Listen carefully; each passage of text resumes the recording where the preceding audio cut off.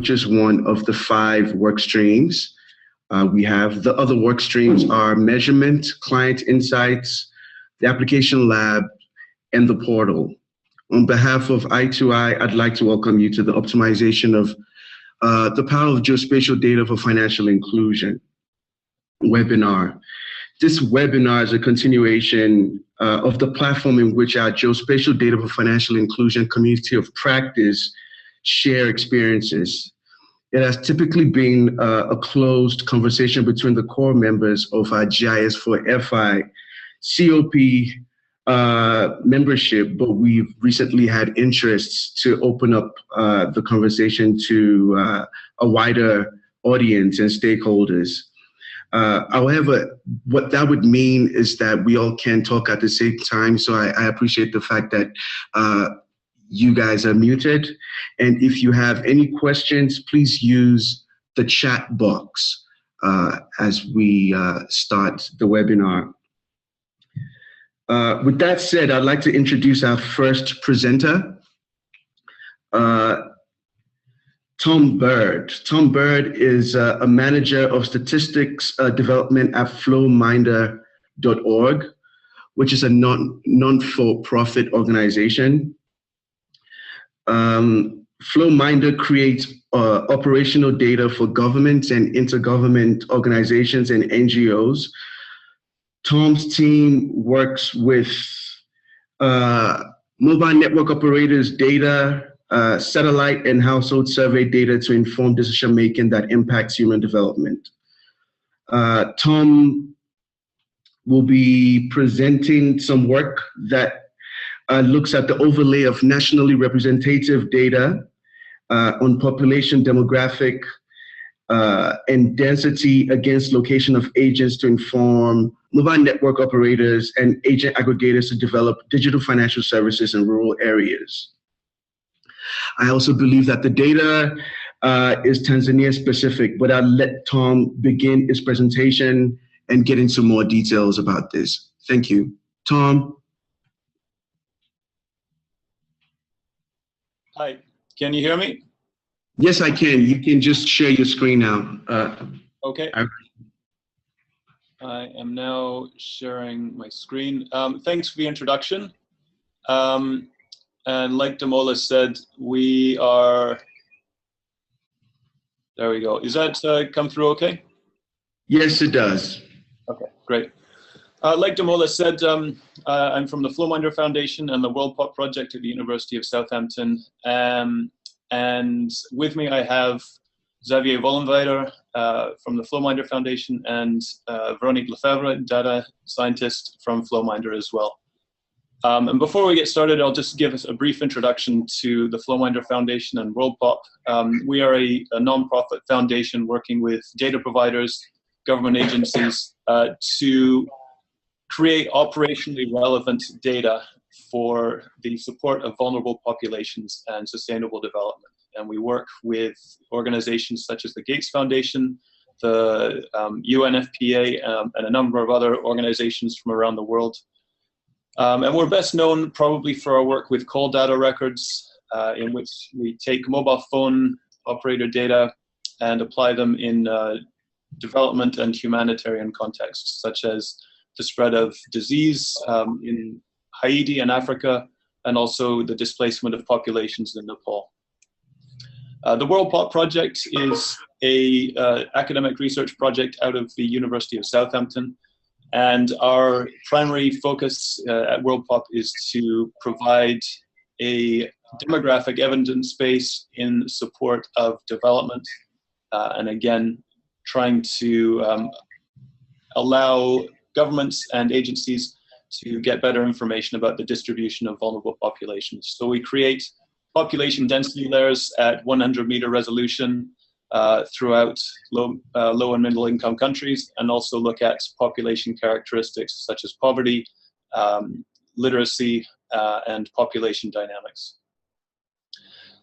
So we've recently started working with the CGAP and the Bill and Melinda Gates Foundation to try and turn some of these demographic insights that we're used to doing in an academic context to understand the mobile financial services context. And our goal with this project is to basically understand what are the factors limiting uptake of MFS in rural Tanzania. And the aim is to take the insights from this work and apply them to situations with financial service providers to try and create operationally relevant data to support their market development in rural areas. So I'm going to now hand over the presentation to Xavier, who will discuss a little bit about the data layers we're using. Hello, everyone. So I'm going to go first over the data, some of the key data that we're using. So as Tom was mentioning, one of the first source of data are the population density maps from WorldPop. So on the left-hand side, the first map is the population density map for Tanzania, where you see with light area places where there are more people, and a red area where there are less people. Second source of data are plotted on the map on the middle, and there are three main sources of data. First is the GIS FAPS census conducted in 2013.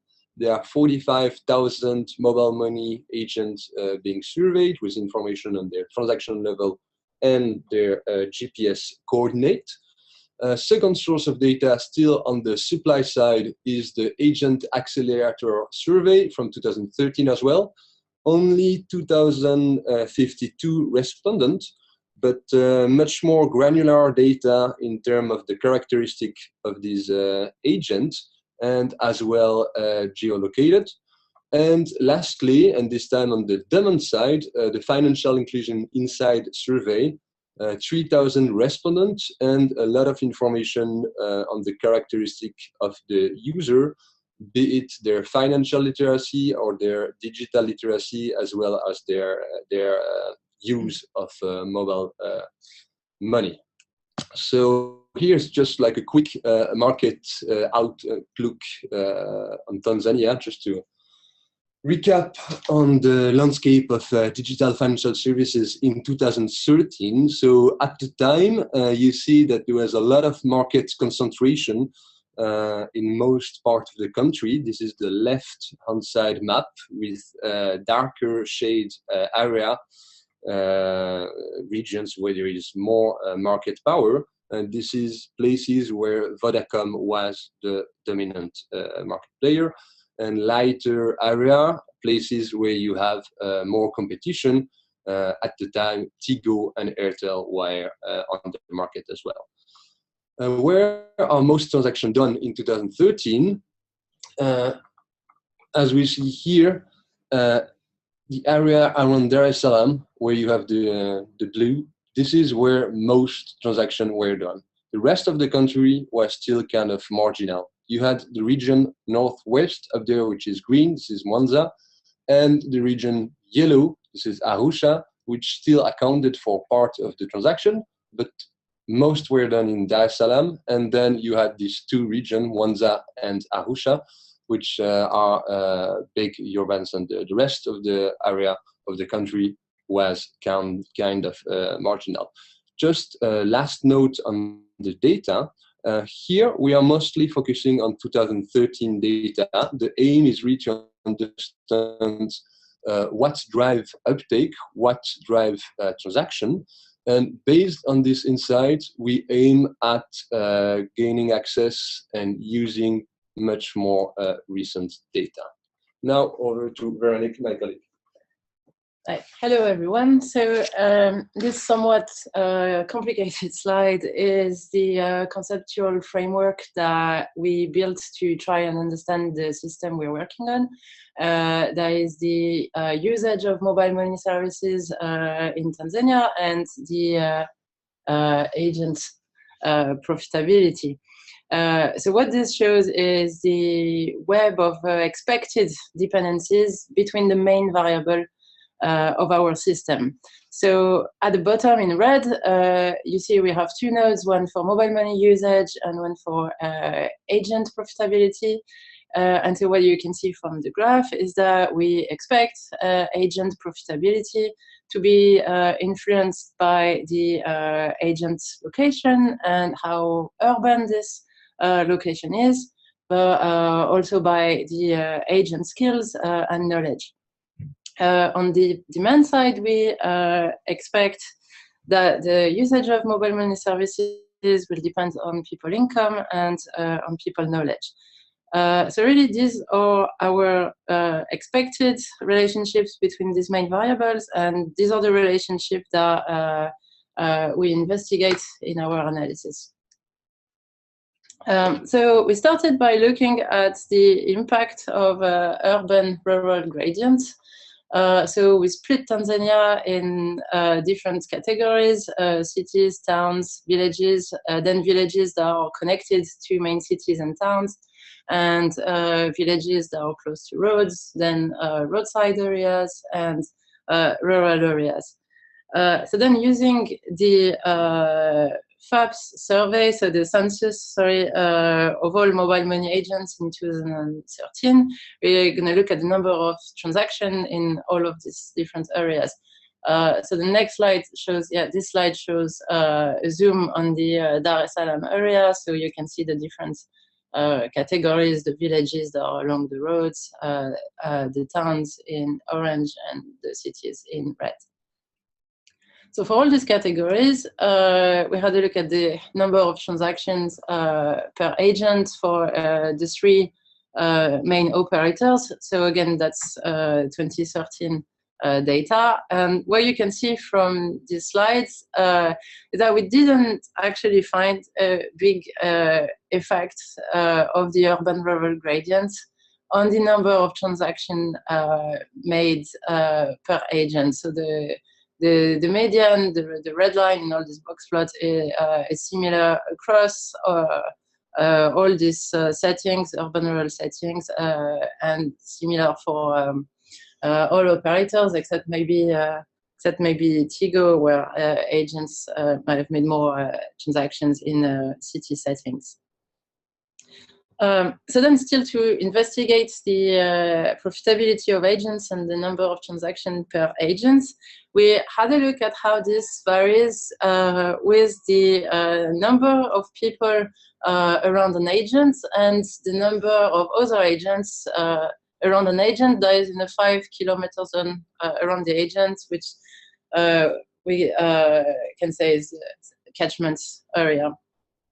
So what you see here on the graph of the left is the relationship between the number of people in a till catchment area and the number of other tills in that area.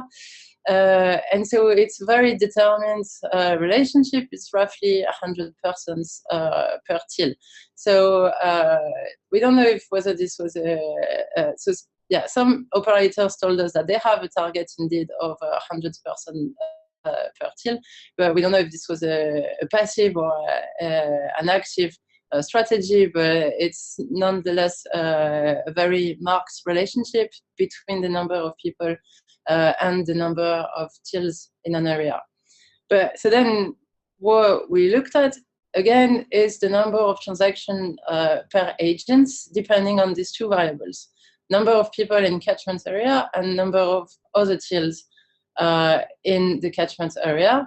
So these are the two figures you can see on the right. And so the top right is number of transactions with respect to the number of tills in the area. And you can see that the relationship is first increasing, but then it seems to reach a main peak and then slowly decrease. And same for when we look at the number of transactions with respect to the number of people in the area. So this is saying that there may be an optimal amount of number of till and number of people, so that to optimize the number of transactions made by one agent. So we had a look again at this number of transactions, but this time with respect to the two variables at the same time, number of people and number of tills in catchment area. That's what you can see on the graph on the right. And so the black solid line on this graph shows the current distribution of agents with respect to number of people, number of tills in the area. And so the colored band shows where the most, how many transactions are made for in the area of the graph. So you see the red band is where the number of transactions is maximum, and you can see that the current strategy to place agents does not follow exactly the red band. So what this means is that if the number of people per till were following the dashed line instead, that would optimize the number of transactions. And so what this means is that it's in very densely populated area. This could be a need for more tills per person, whereas in sparsely populated area, maybe less tills needed than 100 per person in order to optimize the number of transactions per agent. So from this relationship, we can now infer for the whole of Tanzania where more agents should be placed. So this is really a preliminary analysis, and again, it's based on 2013 data, the FAP survey census in Tanzania. But this is one of the aims of our project, to be able to do high-resolution maps of where to place agents and also where to place rebalancing points. So this was for the supply side, and now Xavier is going to talk about demand side. Yeah, great. So demand side, according to the discussion we had in Dar es Salaam with various stakeholders, be it MNO, experts from the MNOs, or from the government, or from think tanks, we have understood that knowledge about mobile financial service, be it framed in terms of education, literacy, digital literacy, financial literacy, has a huge impact on the usage of mobile money. And that poverty as well, naturally, was a big driver alongside other dimensions. So we used, for the time being, mostly the financial inclusion insight survey, this survey with 3,000 respondents. We might add other surveys such as FinScope in the coming weeks. But so we started using this financial inclusion insight survey, which has two modules dedicated to measure financial literacy and digital literacy. Based on this series of questions, we created a set of indexes. On this map, on the left, not this map, but this network graph on the left-hand side, the important point is the red dot. This is active mobile money usage. Once we had this variable, we tried to understand how it did correlate with all the other variables that we built, be it variable related to knowledge, the yellow one, to poverty, the green one, to socio-demographic characteristic, the blue one, or to geographic characteristic, the purple one. Looking at the correlation between these variables, we saw that actually what is much closely associated with mobile money usage is all these variables related to knowledge and household poverty. This is really like the key driver, apparently, of active mobile money usage.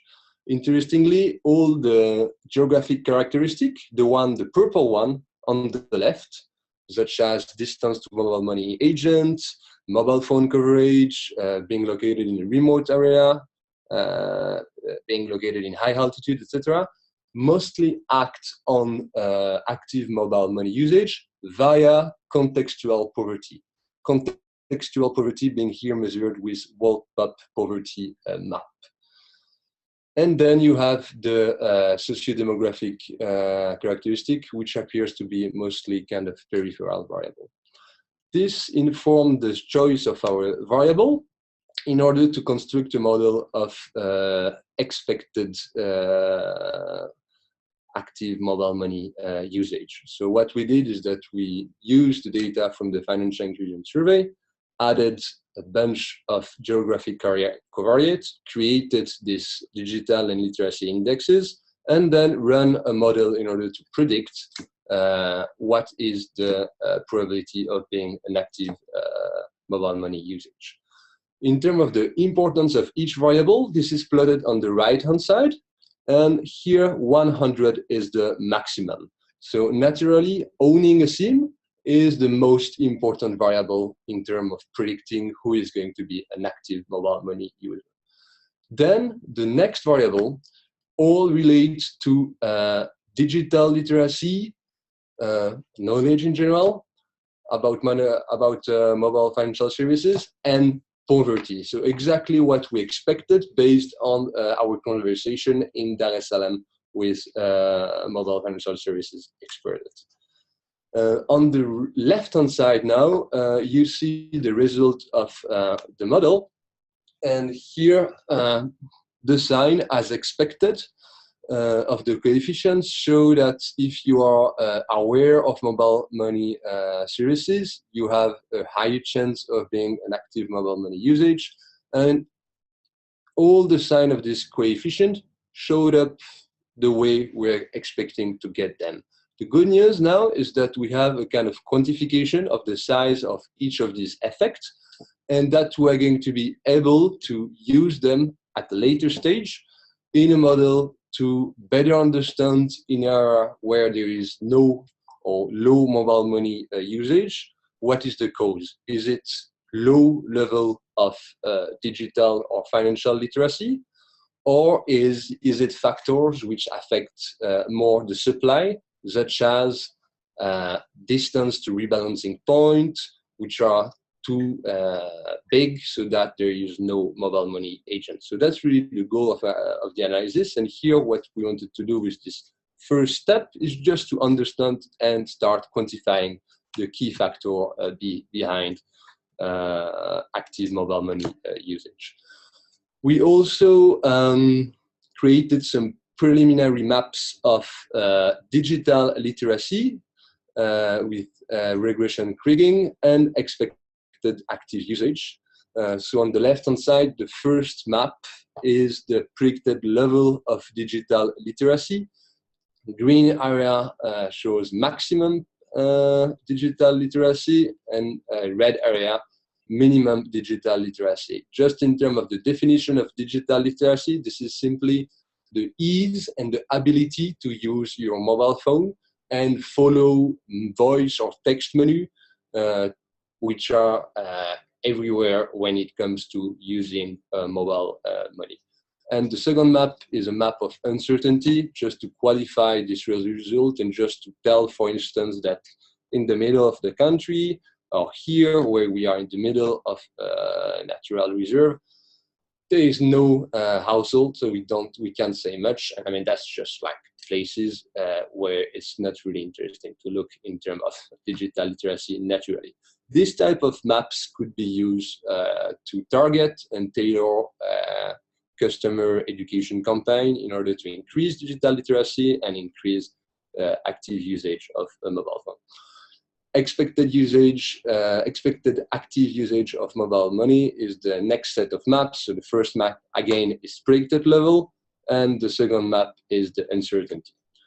So the aim of the project is to come up with these types of maps in order to provide a tool to understand where best place new agents and what is going to be the impact of increasing digital literacy or increasing the number of agents on the expected number of users and the expected number of transactions.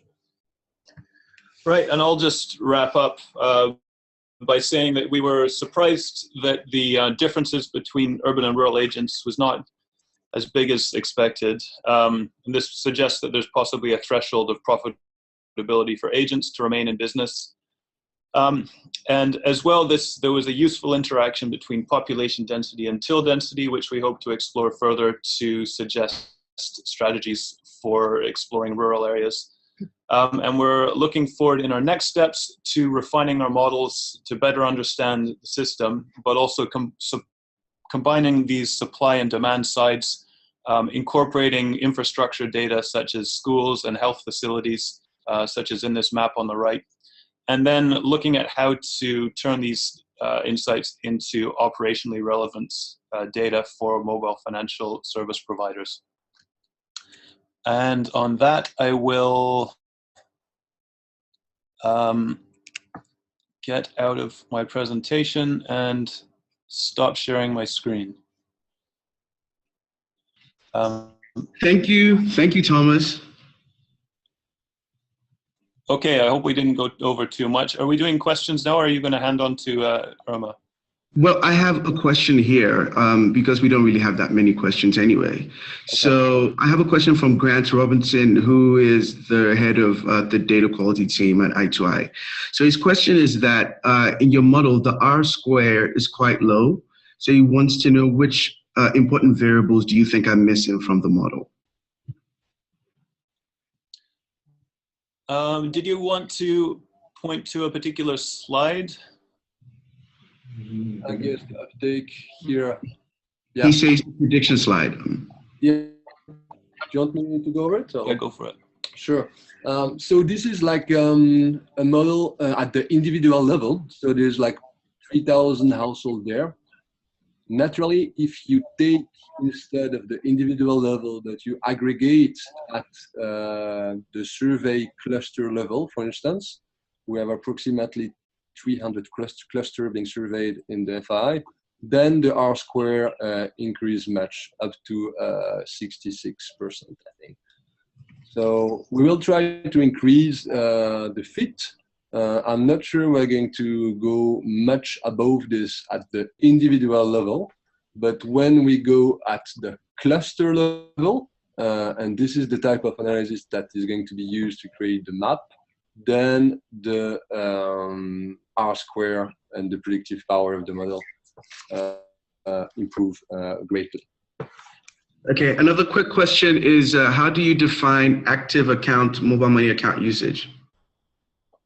It's based on having conducted mobile money transaction over the last 90 days. 90 days, the standard one that we all know. All right. Would there be any other questions?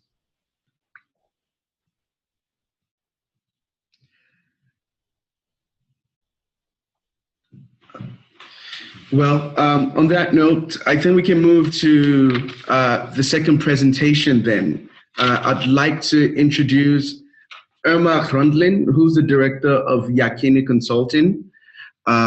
She has over 10 years of experience as a development consultant working in the area of financial inclusion. Irma has offered her services to the management and implementation of nationally representative surveys and supply-side surveys in countries such as South Africa, Rwanda, Tanzania, Nigeria, Zambia, Indonesia, etc. Today, she'll be critiquing the use of demand-side surveys to measure access to financial services by positioning geospatial data as a better measure for looking at access. Again, please put your questions in the text box, and we would like Irma to begin with the presentation. Thank you.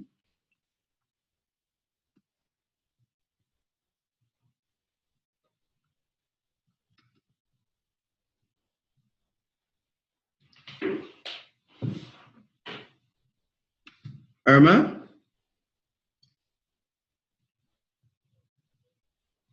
Irma, we can't hear you. And she's not muted.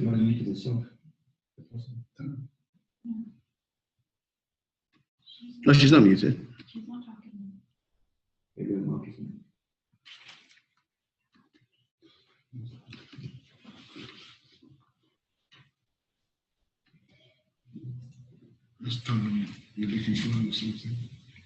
Okay, so we are just trying to get Irma to begin a conversation, the presentation, and I see that she's online, but she's not saying anything. Irma?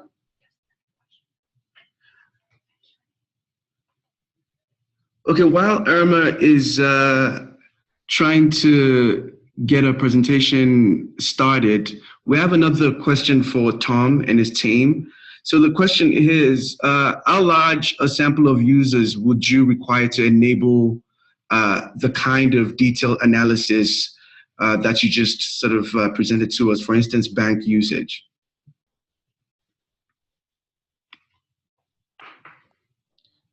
That's a good question. And it really depends a little bit on the effect size that we're looking at. But as a ballpark figure, I would say something like 10,000 would be a good number.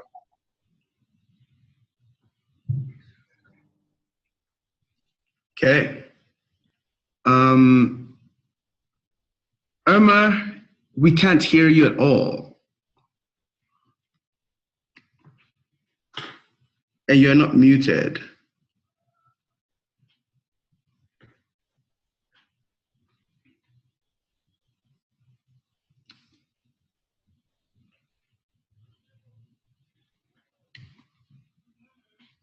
Let's clap something.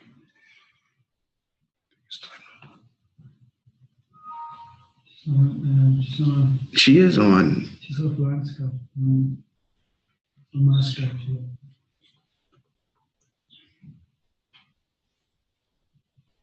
There's another question. There's another question? Okay, Tom, we have another question for you. How do you define household poverty, and to what extent does it influence the variables for the uptake of mobile financial services? So for the household poverty index, we relied on a set of questions in the FII. So there was notably, I think 6 or 7 questions, and some of them were typically, were you able last month to cover basic expenses such as food and clothes? Other were related to if you need to ask for help to cover these basic expenses. And so we created a series of 6 or 7 variables and ran logistic principal component analysis to obtain scores. And these scores were then used as household poverty index.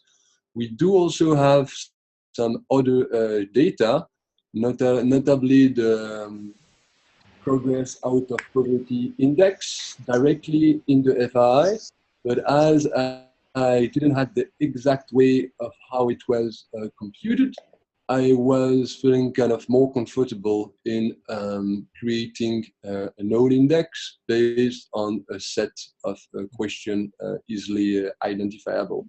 Then in terms of their impact on the probability of uptake, I should look again on the slide, which are expressed. Where are the slide? Here, yeah. So we have household poverty index, which is the last one. So we had 1 standard deviation in household poverty index score, decreasing the probability of being an active user by 6 or 7%. Does it answer your question?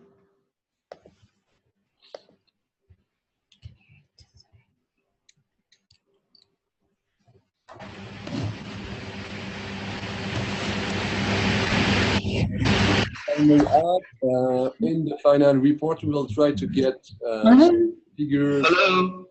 Can you hear me now? Yes, we can hear you now, Irma. Okay, I'm going to leave the video off and just present because I've got it now sorted. I'm not going to turn anything off again, okay?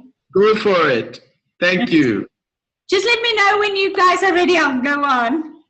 I think at this level, you can just start and go on with your presentation. Thank you very much. I'm really sorry about that.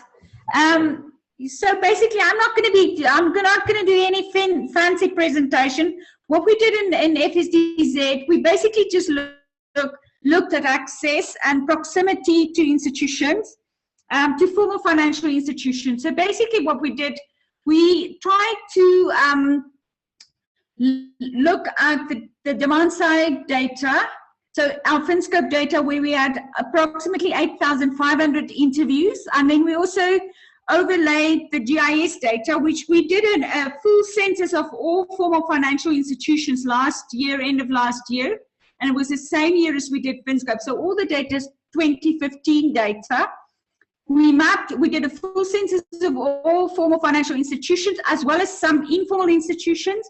But for the purpose of this, I'm just quickly going to look at where we have the population and where we have the formal financial institutions, and just look at proximity, because we wanted everything we did in terms of FinScope. We have never been able to look at access, and we had indicators such as number of institutions per 100,000 population, or number of institutions per square kilometers, or 1,000 square kilometers, but we never had it in relation to where the population is. So basically, as Tom and them did, we started with mapping the adult population, and the basis of our data was EA level. We collected we got the population data from the CSO, the Census Office.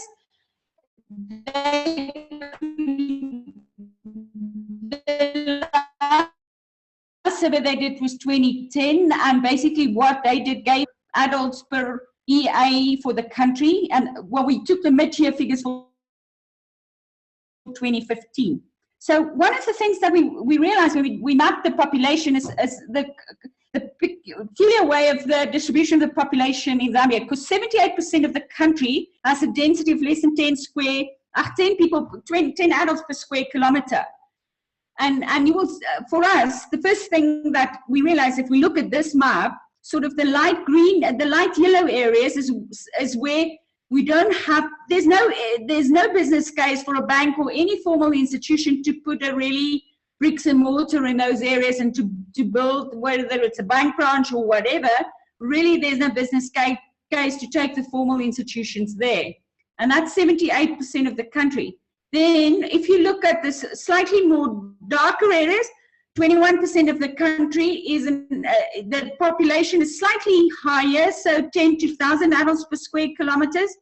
And then the red areas, I don't know if you can see my cursor, but the red areas is Lusaka and the Copperbelt, Kitwe and Ndola. That's the higher, more urban-like populations. So basically, that is the reality that we face with if we want to look at access to formal financial institutions. So less than what? This is 99%. 1% of the population is very highly dense areas, and if we, so on top of all of that, we have all these areas. The green areas shows you where the natural, the forests and the nature reserves are. So in that areas, obviously, they will not put anything, probably just some, in terms of the facilities, access facilities, it would probably be at most an ATM. So basically, that's where we started. So if we now look at I'm going to go through the different facilities or the different access points that we look at. And first of all, I just want to map, this is the banks and all on-site ATMs. And you will see that it's clearly that these banks are all along the main roads of Zambia and also in the higher density. So it's either the red areas or the more darker yellow, orange areas. So basically the denser areas we find the banks. And then if we also look at offsite ATMs, gives you obvious, if you look at that, that's the start. You will see in some of the rural areas we have offsite ATM, or people access to bank service points. And then if you then start adding the bank agents, now for the first time you see some penetration in the rural areas. Bank agents, which is the red stars on our map, is still on the roads, but it's also, and a lot of them are still in the more dense areas, but we are starting to penetrate the lower density areas with bank access point.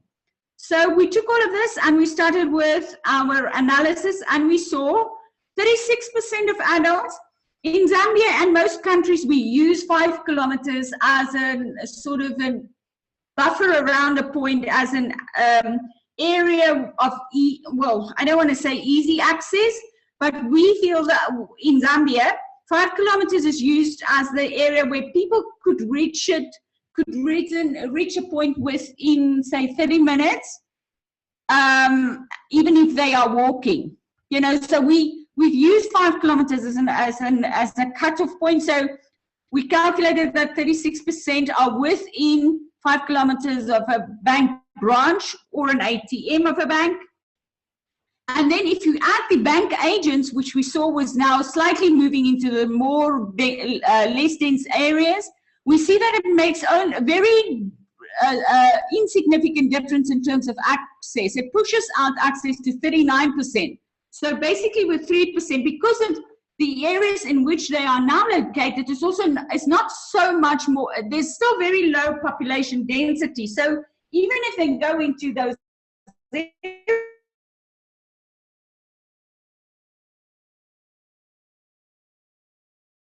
areas, it doesn't make a massive difference in terms. And then now we started also bringing in the livelihoods to see which people are less likely to have access. We mapped the nearest bank access points, and we saw that 64% of all our adults in Zambia is closest to a bank agent, 17 to a bank branch, and 19 would be closest to an ATM. If we start looking at distances, we will see that we looked at median distance rather than average distance from an access point, because if you map this, if you look at the distribution of distance from an access point, we see that it's not a normal curve. It's much more skewed towards it's skewed towards lower distances, but it's not a good. The distribution is very skewed. So instead of looking at average distance, we looked at median distance from a bank, which is, and when we looked at that, we saw that 50% of adults are within 5 kilometers of a bank service access point, any point, whether it's with an ATM, bank agent, or an branch. And then when we start bringing in the livelihood and looking at livelihoods, we see that 15% of farmers are more than 19 kilometers away from a bank access point. So very significant in terms, when we start looking at livelihoods, farmers are very significantly different from any other of the livelihoods. In terms of Zambia, the most prominent or the main livelihood is formally employed, which is very different to other countries. We have around about 15% of adults being employed in Zambia. We have business owners and farmers are the other two that's very prominent. Most people in Zambia, the main livelihood is farming. And if you look at the median distance to the nearest bank access point, we see that farmers are significantly further away from these points than any of the others. The median distance for formally employed, whether it's a bank agent, an ATM, or a bank branch, is 1 kilometer. The same for business owners, where we go to banks, it's 20 kilometers. So much further away from these points. And then, so we started looking at the relationship between distance from an access point and uptake, and we saw that 79% of bank adults are within a 5 kilometer radius from the nearest access point, 55%. So definitely uptake drops very significantly with distance. So only 55% of unbanked adults are 5 kilometers from an access point. If we look at the unbanked adults, there's only the median distance from any access point is 3 kilometers. The median distance for banked adults is 1. But once again, when we start looking at farmers, we will see that they are much significantly. Then we wanted to see, okay, so first of all, we saw that there is definitely a drop in uptake when we look at distance, which is sort of intuitively what we thought. And then the second thing that we thought was, going to happen. If the further away people are, the more likely, even if they have a bank account or a bank, or they have ownership of bank services, the usage of that service will drop significantly. And then when we started doing that and we looked at that, we saw all other adults, whether they have a bank account, they use the bank account. Farmers, there's a very significant drop in usage of a bank account that they might have if the, oh, sorry, what's happening? If the further they are away from a bank. And that was the only group where we could physically show that relationship between usage and distance from the financial institution or the bank or whatever, the access point. We also looked at the mobile money services, and then in that situation, we looked at both active, we mapped both active and inactive mobile money agents, and the same, we applied the same definition as Tom and Lynn did. So inactive agents are the agents which haven't been transacting in 90 days. And then what we said, we also asked them some questions. We asked them, why did they become inactive? Main reasons they gave was low commission, lack of float, lack of support from an MNO. And then we started looking at access for mobile money agents to banks or distance from them to a bank, and we saw that 50% of mobile money agents, irrespective if they're active or inactive, are within 1 kilometer of a bank branch. It therefore didn't seem likely that the distance is the issue. So even if they say they run out of float, it's probably because of mismanagement rather than distance to a bank, that they are not, it's not the distance from the bank, it's the mismanagement of the float that, results in them running out of float. Once again, we looked at livelihoods and we saw that there's a significant difference between farmers and others. 50% of adults are within 1 kilometer of an agent, while 50% of farmers are more than 15 kilometers away from a mobile money agent. And also what we did see, that only 5% of farmers are using these services, and you can see my usage there per livelihood and also the mean distance. Okay, I also just quickly want to look at microfinance institutions. Once again, we know that microfinance institutions have been established to serve rural areas and to specifically serve farmers in rural areas. So in this map, you will see that we overlaid the locations of banks, and we overlaid it with mobile money, mobile microfinance institutions. And we see that not only are the banks and the microfinance in the same, MFIs in the same locations, we also see that they serve similar clients. In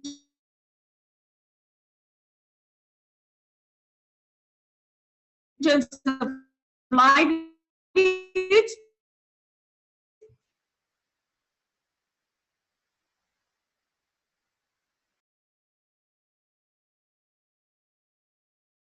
very similar, although MFI and banks slightly more likely to serve. The 67% of MFI clients were also bank clients, and they used banks. So it seemed like the MFIs were not reaching out to those people who were supposed to be their clients. The rural areas, business owners in rural areas, farmers, they were serving the same people. And when we asked those through FinScope, we asked bank and MFI, those who had both a bank account and an MFI account, they said they used banks for saving, and because they regarded them as safe and they earned more interest.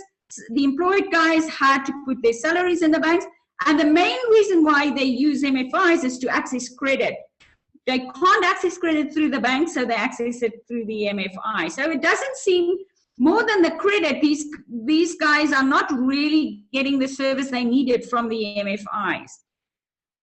Okay, in terms of distance, MFI is slightly further away than the other facilities, and the bank services that we looked at before, they are 50% of Zambians are within 8 kilometers of a service access point.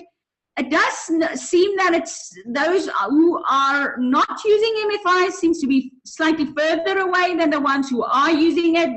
The ones who are not using the microfinance institutions have is 9 kilometers, while as those using it is 2 kilometers from an access point, which there does seem to be some kind of a relationship between distance and uptake.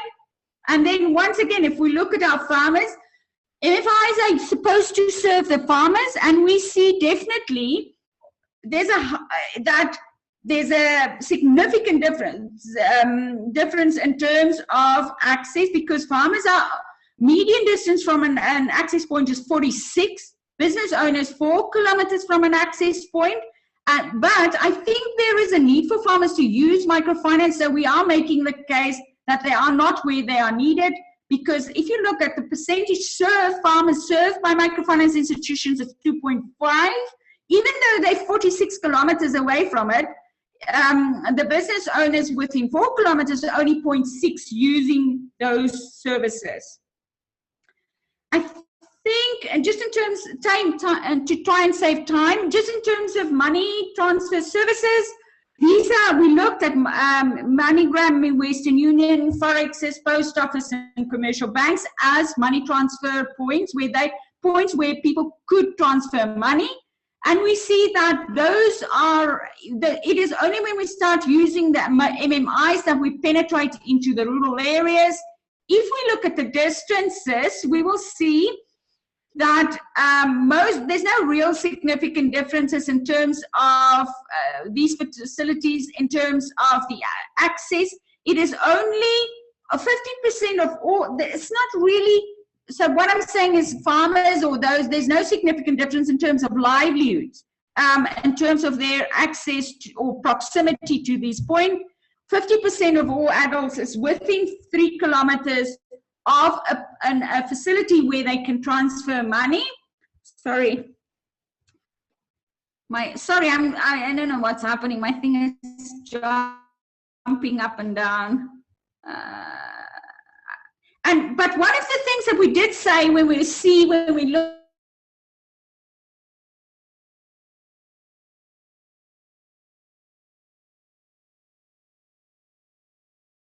when we started looking into more, when we looked at the money transfer points, we saw that 44% of mobile money agents told us that they at some point run out of cash, and 36% said they run out of e-float at some point in time. So for us, the issue was, even though the people are very close to these points, because of mismanagement of funds, they might get, if you think about it from a money transfer point of view, they might get to these points and will not have access because people don't have float.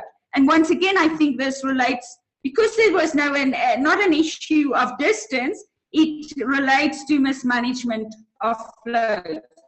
I'm not going to go into the insurance because I think I'm running out of time. But what I can say, just to conclude in terms of formal access points, in total we looked at all formal access point, any point of any kind of service. 42% of Zambian adults are within 5 kilometers of a service access point. And I think it's because of the distribution of the population. We have vast areas of which is very low densities. And if we look at what kind of facilities closest, we will see that 72% of people are closest to a mobile money agent, another 14% closest to a bank agent, and 5% is closest to a post office. So in terms of this, it looks like it is the agents, and then lastly, the post office that gives them access. But we also see that business owners are less sensitive to access, less sensitive to distance, because if you look at this, if you look at my table on this slide, we will see 28% of farmers are form included, business owner 46% form included, formally employed 74%. If you start looking at the distances, we see that both farmers and business owners are the nearest, well, the median distance to the closest point is for business owners, a formal uptake of informal services. It seems that they are less sensitive to distance because they are probably more likely to use these facilities more often. They need these facilities more often, they use it more often. And that is probably also why we saw that farmers were less likely or less sensitive or less likely to use it, even though they have a facility the further away. They might not need it in the same way as business owners. They might need it only when they get harvest or when they need certain kind of services. So we were quite excited because for the first time we could show the relationship between usage and distance and uptake and distance, and also where our farmers are really, why we have such low percentages of served farmers because of the distribution and access.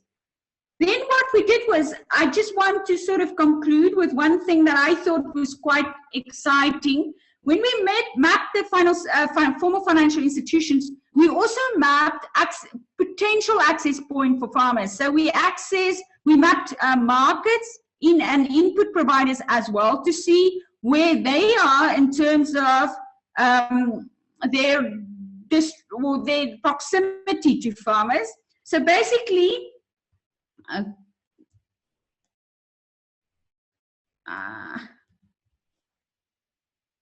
I'm just sorry.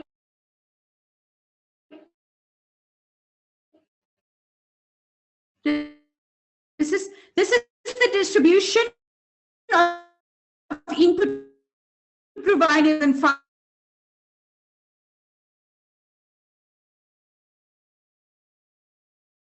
We looked at where our farmers are. I think Tom and them spoke about that as well. They spoke about access to electricity and connectivity in terms of, I think for us it was important to see if we want to use them as an access point to financial services, we would have to have electricity and coverage. So basically, if we start looking at that, the median distance from farmers to an input provider is also 14%. So often we found in Zambia that people are often saying use the input providers as financial service providers. I don't think it's going to solve the problem for farmers really, because the median distance to input providers with access to electricity and mobile network coverage, we still see that they're 14 kilometers away from those facilities.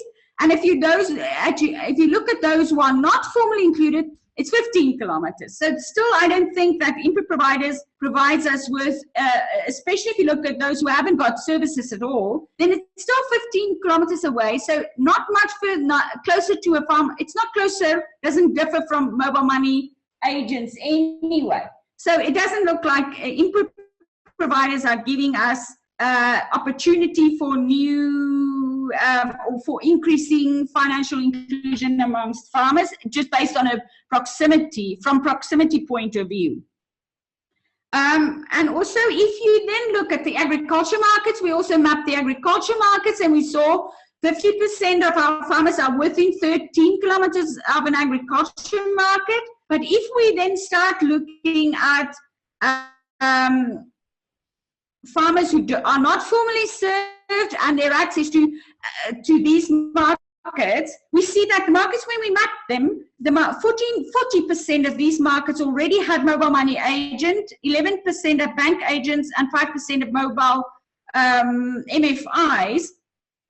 If we look at those, we see that it still doesn't make any difference. We still see that the unserved farmers are still 15 kilometers away and even further away from markets which already have points where they can access these services. So in terms of that, we are not, basically, I just want to stop there now, because I think I've thrown a lot at you, but I do think what we're trying to look, I just wanted to illustrate the principle of using the data that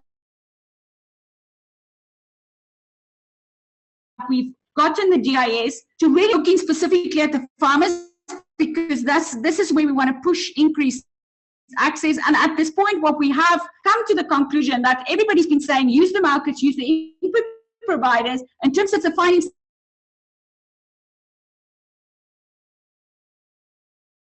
that we cannot see that we are in terms of in terms of access, really, and by using these facilities. We are now in the process of updating our data. We will once again do an updated round of the GIS data, and then we'll do more analysis, and hoping to to look at the factors, demand side factors, like Tom and them are doing. We would like to look at the demand side factors in terms of how they influence uptake in terms of where these facilities really are.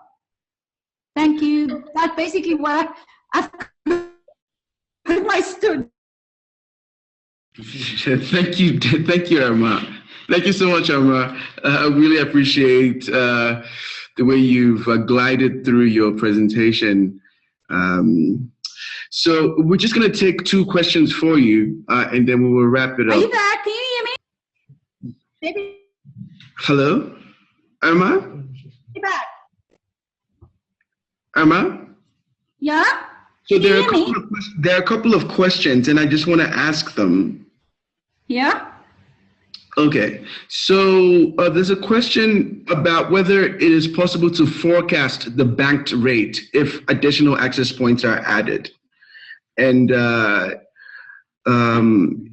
question also reads, what is the size of the effect of access on being banked or not? So Forecast the, can you hear me? Yes.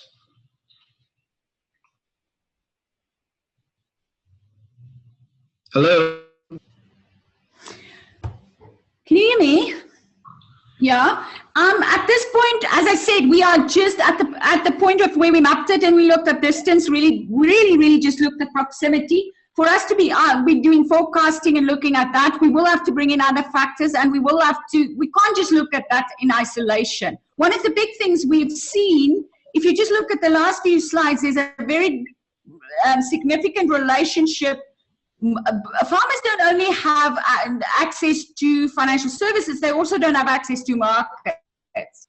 And you can't just look at a bank and those things in isolation. We would have to look at it broader, and we have to bring in more factors to start doing any forecasting. This was just our initial first analysis looking at proximity, because we've always had perceived proximity from our FinScope data, and we've never been able to really look at to know what the real situation is in terms of proximity to financial institutions. So this was our first step.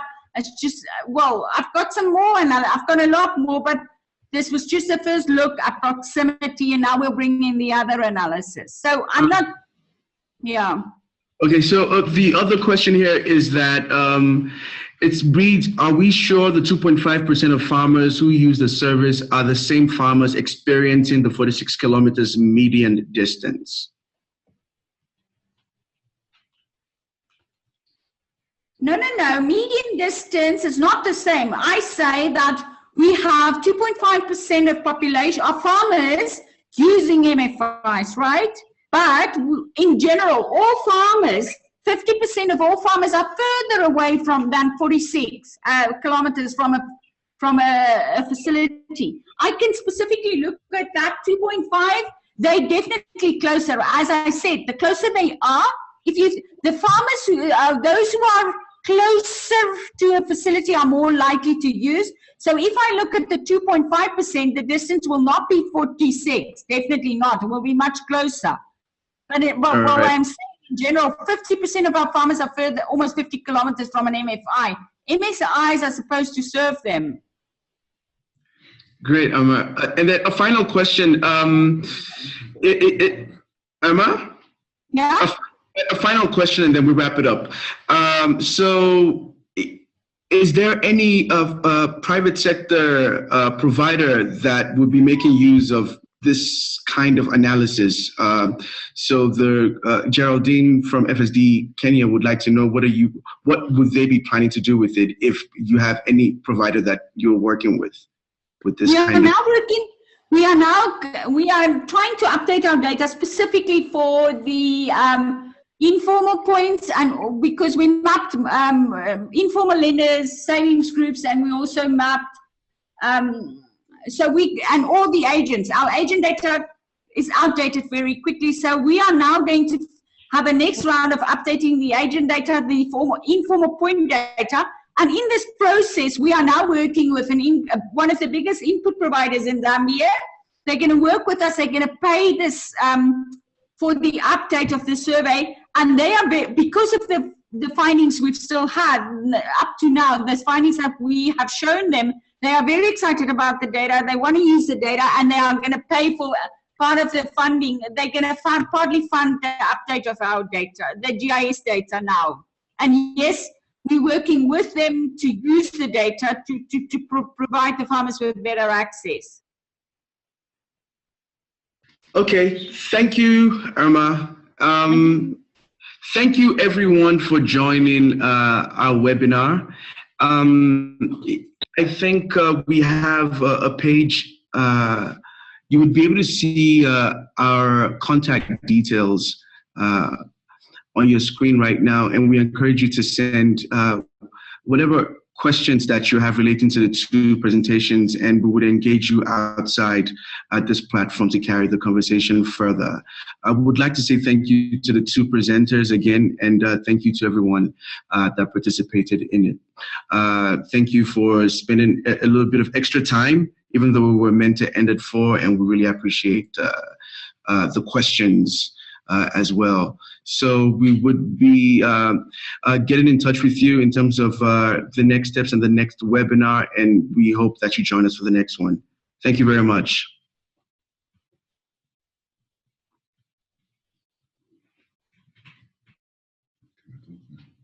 Thank you.